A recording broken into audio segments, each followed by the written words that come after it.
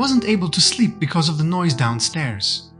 So I drank another beer, changed my bandages, and decided to remove the stitch from the deep wound. Luckily, it became a scratch. After that, I drank another quarter of my beer and tried to sleep again, only to wake up at 2 a.m. Despite I was rested, it was too dark to face the Horde downstairs, so I changed the bandages on my wounds. To my delight, the groin one was totally healed. After that, I spent 2 hours reading First Aid Volume 1, and at 4 a.m. stopped in order to change the dirty bandages. Then I kept reading till almost 6 a.m. After tending to my wounds again, I continued reading First Aid. The breaking of my doors and barricades stopped. The only noise I heard was the laments of probably 30 Zeds on my first floor. While equipping my spare lead pipe, I made my mind I won't give up my base after all of the loot I managed to find. Do or die, I said to myself, chugging some painkillers in advance, then went to the bathroom in order to take all of my adhesive bandages. For extra protection, worn the surgical gloves and surgical mask. To avoid aggro the Zeds to the north from the house, I closed the curtain. Then I noticed that some Zeds heard me and waited for them to get upstairs. Immediately after I reached the roof, the first climbed through the window, and to avoid that the second pushed me down. After stomping the first, I used the pipe to kill him. Then finally finished the first that tanked the stomp. Seconds after the next two came to the new graveyard, and I was able to one-shot the first. But the second required 2 stomps. Therefore, I changed my positioning to better hit the head of the next brave enough to join me. Knowing that there was too many Zeds to fight, I sat on the ground to recover some stamina, but had only a few seconds before I needed to get up to kill the next 2. I messed up the timing and pushed instead of stomping, allowing one of them to push me away. Thankfully, he pushed me toward the house walls, allowing me to regain balance in time to hit one of them with the pipe. After that, I pushed the others 2 down before finishing the one on the ground with my pipe. Immediately after, another climbed through, and it took 2 stomps to finish this one, while 1 stomp for the next. After that, a slow group was approaching. The first was easy to kill, but the second climbed through with a fast one. Thankfully, the stomp-swing combo worked in time before I had to stomp the last 2. Finally, after the last one, I was able to sit down to recover my strength for a few seconds. Before I had to get up again to face the next 2, I had 10 minutes to rest before the next group. But after that, I had more time to not only rest, but also read some pages of First Aid Volume 1. 20 minutes after, I had to take a break and dispose of 2 more Zeds before going back to my relaxed time. Again, I had to kill a zombie 20 minutes later, before I can continue enjoying my book. Another 20 minutes later, a group of 3 was climbing through together. But this time my timing was perfect and nobody was able to push me. After repeating the sequence of 20-minute red and a few kills, I got bored and decided to yell to attract more attention and clear faster my surroundings. Despite I yelled, not that many came. I wanted more action, so I yelled a few more times, before finally the main horde reacted to my battle cry. In fact, soon after, the 4 fastest one got a portion of my boots. Next, I looked around and understood that maybe I made a mistake shouting so many times. So I needed as much rest as possible between each kill. This is why I continued alternating killing and reading. One by one started to fall like flies. But when the next group of 3 climbed together, I missed the second stomp, but had a good timing with the swing, allowing me to deal with them in time before the next visitor. After the next 2, I finally had some time to rest. I knew that if I will reach the out-of-breath status, I won't be able to one-shot them anymore, so every free second, I have to invest in resting. In the meantime, the next 3 was easy to kill, while for the 4th I messed up the push timing, forcing me to use the pipe. After that, before I can rest, 5 more joined the graveyard. All of this fighting made me tired, and my positioning was bad while meeting the next one. He was able to push me down. Thankfully, no injury was taken, and I ran back to my killing spot, dodging all of the zombies on my way there, only to be followed by 2 of them. I was starting feeling the tiredness considering I wasn't able to one-shot any of those. After equipping a dust mask I found on the ground, I chugged 2 caffeine pills I kept on me for emergencies in order to get rid of the tiredness moodle. After that I had to kill 4 slow Zeds. Then after checking my surroundings, I understood that I can start looting my victims.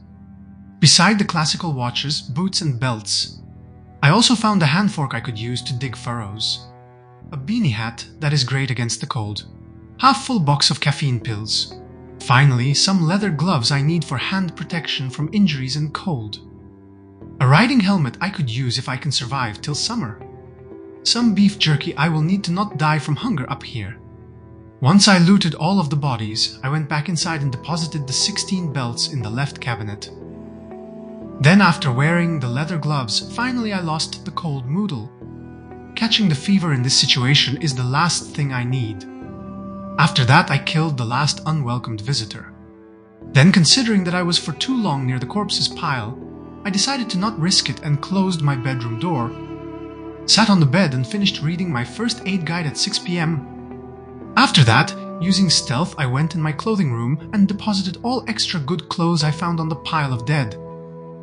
Despite tired, I had the courage to go downstairs and deposit my watches in the electronics bag, and took the Agriculture Volume 1 from the bookshelf that I will need tomorrow. In the meantime, a Zed got inside, but I didn't want to fight him on the first floor, because I was too tired to fight more if they will hear the noise.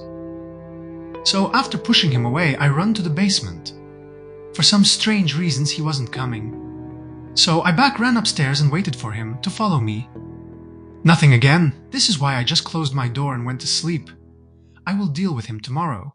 10th day started by opening the bedroom door, getting on the roof and shouting on top of my lungs.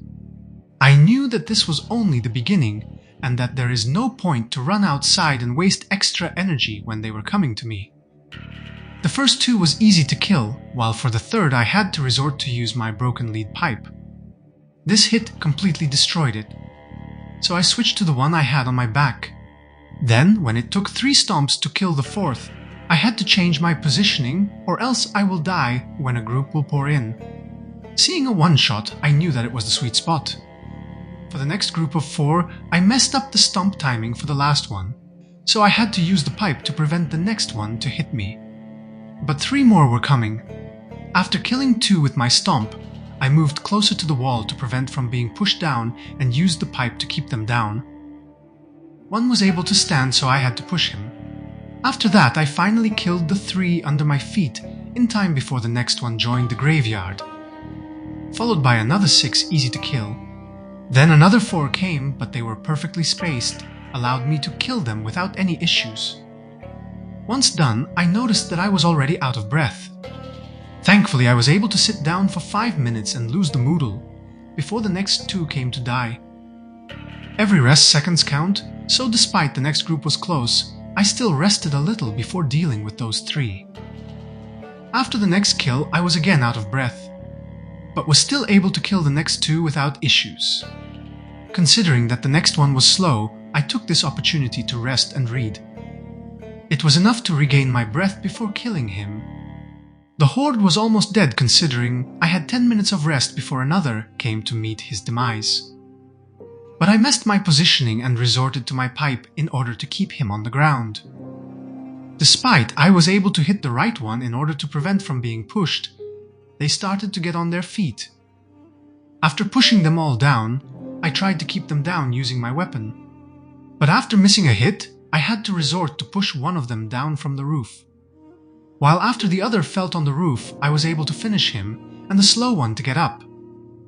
Alternating reading and fighting, I was able to drop 12 of them, one by one easily because they came up with a good distance between each other. Then finally, a group of 3 joined the fight, but my timing was perfect. After the slower was dead, I looked around my base and there was no more to be seen.